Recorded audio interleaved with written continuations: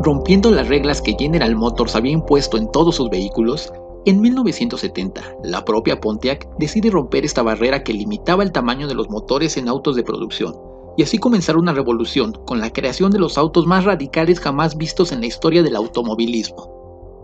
En esta revuelta, conoceríamos al GTO más potente jamás creado, el cual contaba con un monstruoso V8 de 7,5 litros.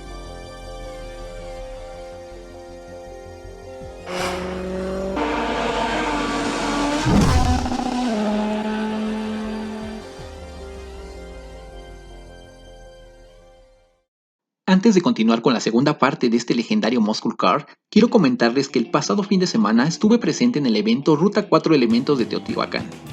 Aparte de poder disfrutar de la impresionante zona arqueológica y del pintoresco pueblo, el que es considerado pueblo mágico, pude ver una gran colección de autos musculosos. En un ambiente familiar, con todos los servicios y cuidados sanitarios, pudimos ver impresionantes autos, disfrutar de música, venta de productos y la cereza en el pastel, el destape del histórico batimóvil de los años 60.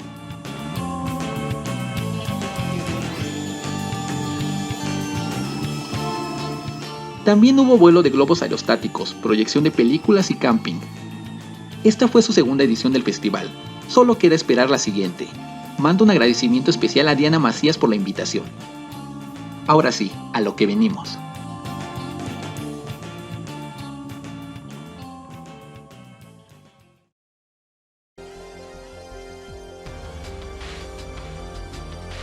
Tal cual lo vimos en la primera generación del GTO, donde la evolución aparente de cada modelo solo era un restyling visual y variaciones motoras, este Muscle Car que recibía la década de los 70 repetía la misma fórmula, pues básicamente era el mismo de 1969, aunque para esta evolución hubo un modelo que llegó a contar con la cilindrada que anteriormente les mencioné.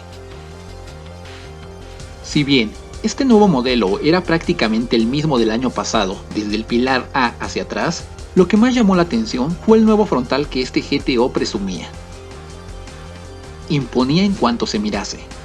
Esa separación de la parrilla y las luces hacían parecer un animal bruto.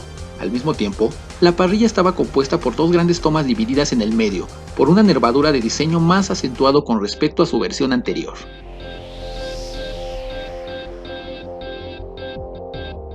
Este fue el GTO más potente jamás construido, también uno de los más bestiales del mercado de la época.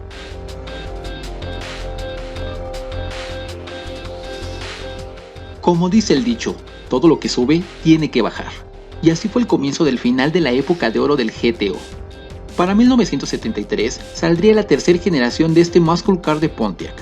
Coincidió con la nueva ley federal estadounidense, en la cual especificaba cambios nuevos en las estructuras de los autos, por motivos de seguridad, tales como un parachoque delantero con mayor resistencia a impactos, lo cual hizo que todo vehículo de la época tuviese en su mayoría la defensa frontal muy prominente y regularmente en cromo.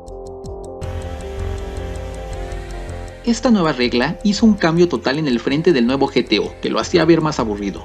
La ventanilla trasera ya contaba con un marco que imposibilitaba su abertura. Además, los interiores ya no eran auténtica piel como sus antecesores.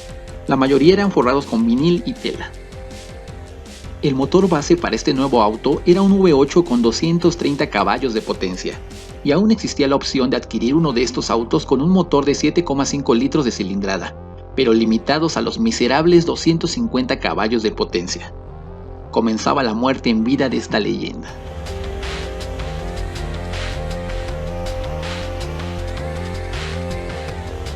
Después de aquel éxito que tuvieran los primeros GTO, esta generación deshonraba a sus ancestros Muscle Cars en la historia, tanto que en total se vendieron únicamente 4.806 unidades en todo el mundo.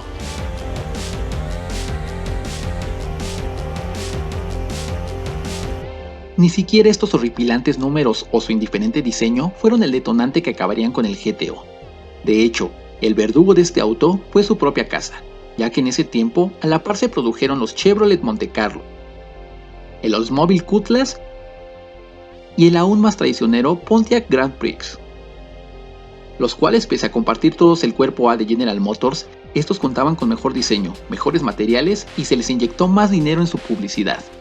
Se había abandonado al GTO. Pontiac no hizo nada por intentar revivirlo. Pasó a ser el automóvil que ya nadie quería, y la crisis del petróleo se encargó de darle el tiro de gracia.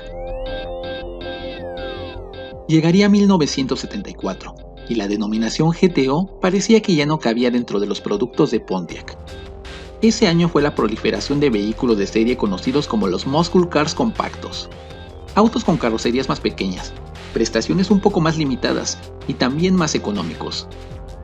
Los mayores exponentes fueron automóviles como el Plymouth Duster, Ford Maverick, Dodge Dart o el Pontiac Ventura, el auto al que se le enjaretó la denominación GTO.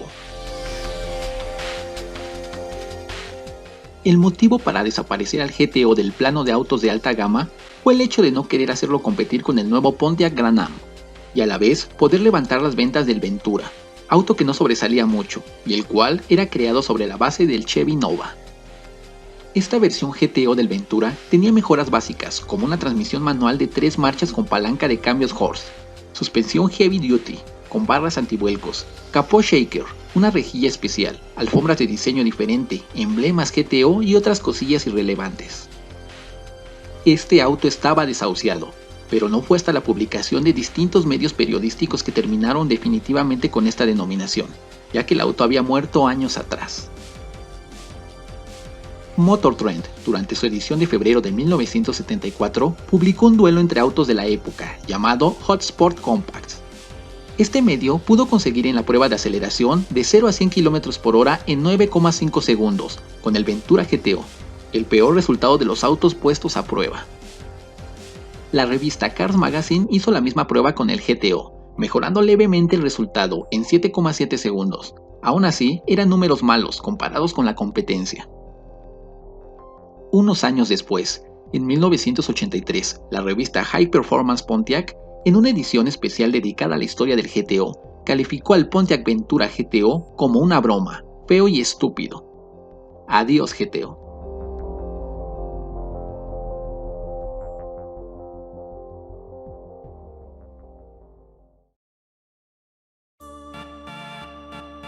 El fanatismo por los muscle cars reinó en todo el globo desde la aparición del GTO. Muchos países tuvieron su propia interpretación de un automóvil musculoso, y Australia entró en esa tendencia con la división de General Motors llamada Holden. En 1968 vio la luz el hermoso Holden Monaro, el muscle car que representaría todo un continente y que, pese a estar aislado geográficamente, logró crear un nicho entre los mayores exponentes de la época.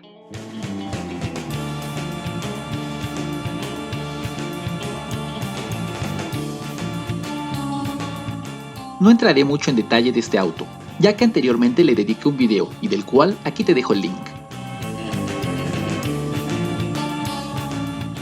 A principios del nuevo milenio, Holden desarrollaría un nuevo Holden Monaro, el cual, pese a tener un diseño bastante discreto, sus prestaciones enamoraron a toda persona afín al automovilismo, incluyendo a la propia General Motors, la cual no dudó un solo instante en llevarlo a Estados Unidos, eliminándole el emblema de Holden para incorporarle el de Pontiac. 30 años después de la muerte del último GTO, en 2004 regresaría esta denominación a un nuevo muscle car. Recién se comenzó a comercializar el nuevo Pontiac GTO en Norteamérica, inmediatamente se convirtió en un auto incomprendido. Es más que conocido el nacionalismo que tiene la población estadounidense, y al enterarse del origen oceánico del nuevo GTO, sentían que le quitaba mérito a este proyecto. Sin embargo, esta nueva generación contaba con todos los requisitos para ser un auténtico muscle car.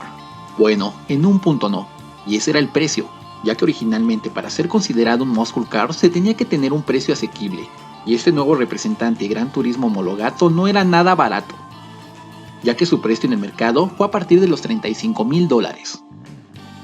Quizá en la actualidad no suene descabellada esa cifra, pero tomemos en cuenta la época.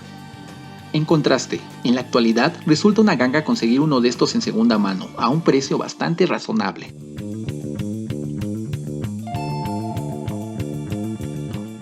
El diseño fue otro punto que tampoco gustó demasiado, era bastante sencillo y aburrido, nada que ver con sus modelos anteriores de finales de los años 60. Parecía un coupé cualquiera de General Motors, solo que alargado. Bueno, eso hasta que se abría el cofre. Cuando recién comenzó la venta en 2004, conservaba el motor original con el que se adquirió de Holden, un V8 de 5,7 litros con 350 caballos de potencia. Números nada despreciables, pero aún así, Pontiac decidió darle más poder para el año siguiente. En 2005, el GTO contó con un V8 de 6 litros y 400 caballos de potencia, lo que lo convirtió inmediatamente en uno de los coupés más potentes de la época. Desgraciadamente, ni siquiera estas cifras pudieron salvar al nuevo GTO, el cual no se vendió lo suficiente, obligando a Pontiac a descontinuarlo en 2006.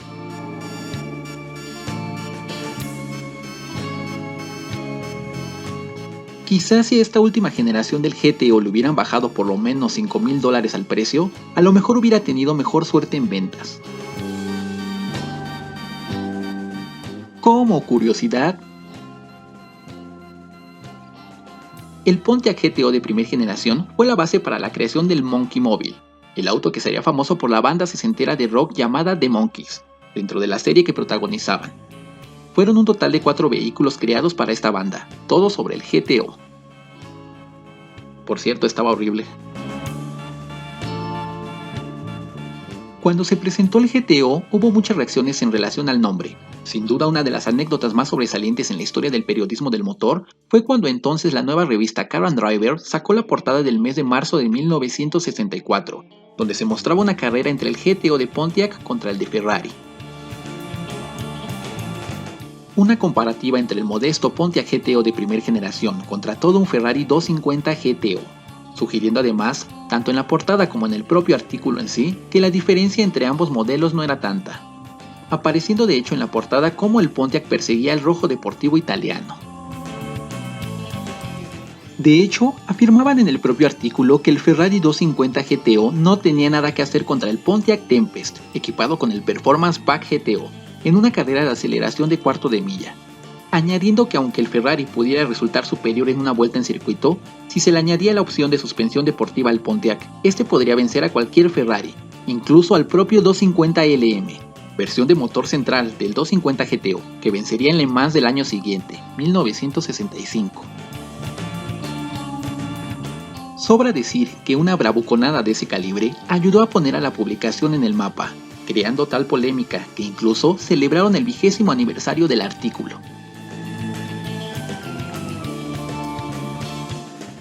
La realidad es que en esa época nunca se realizó una verdadera comparación entre estos dos autos, aunque unos años después, en 1984, la misma revista logró juntar al GTO de Pontiac de 1964 con su alter ego de Ferrari, en una publicación llamada GTO contra GTO. El resultado de esta prueba era evidente. El cabalino rampante doblegó al americano de forma contundente. Lo curioso es que en ese artículo de 1984, la publicación revelaba que realmente la idea ni siquiera había sido de ellos, sino de una de las figuras más ligadas al modelo de Pontiac, Jim Wanger, que en 1964 trabajaba en el departamento de marketing de Pontiac. Este se acercó a Car and Driver y le sugirió la posibilidad de realizar el artículo, de ahí que pudieran disponer de un par de ejemplares del modelo para realizar sus pruebas de largo recorrido.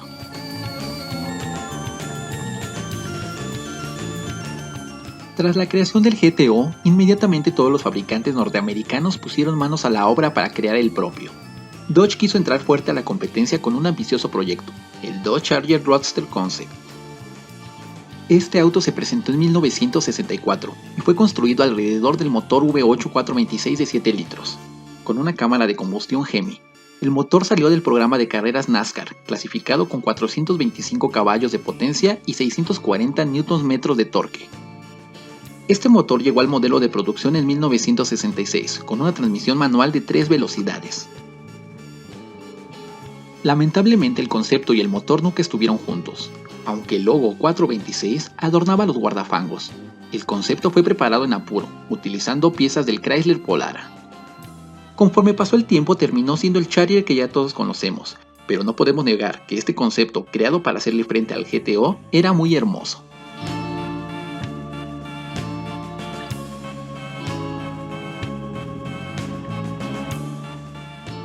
El GTO ha sido partícipe en muchos rodajes cinematográficos, como en Sex Driver, El último viaje o en Triple X. Todo suena muy sugestivo. El de esta última película era un GTO de 1967, el cual contó con mejoras que resultaron en una inversión de más de $250,000. Agrégale el hecho de ser una estrella de cine, la cual fue conducida por otras estrellas de cine, Esto haría que aumentara su valor. En 2007 se subastó esta unidad, la cual se dice que alcanzó la cifra de $65,000. En 2008, durante el programa inglés Top Gear, se pusieron a competir 3 automóviles, los cuales fueron denominados como Muscle Cars modernos, y estos eran el 300C de Chrysler, Jaguar S-Type R y el Holden Monaro.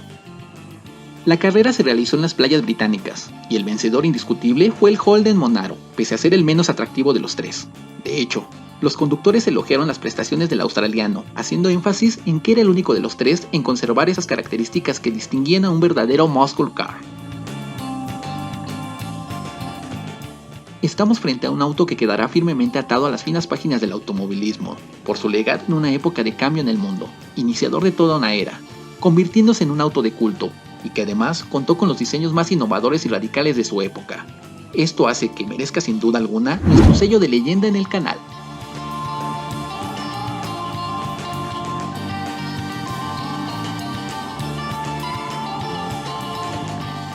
Qué bueno que llegaste hasta aquí, ojalá y haya sido de tu agrado esta información. Si fue así, no dudes en suscribirte.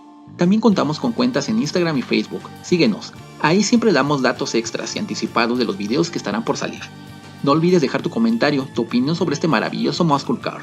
También deja tu propuesta a nuevos videos. Bueno, no queda más que despedirme, que se encuentren bien y recuerden que el arte se mide en kilómetros. Hasta pronto.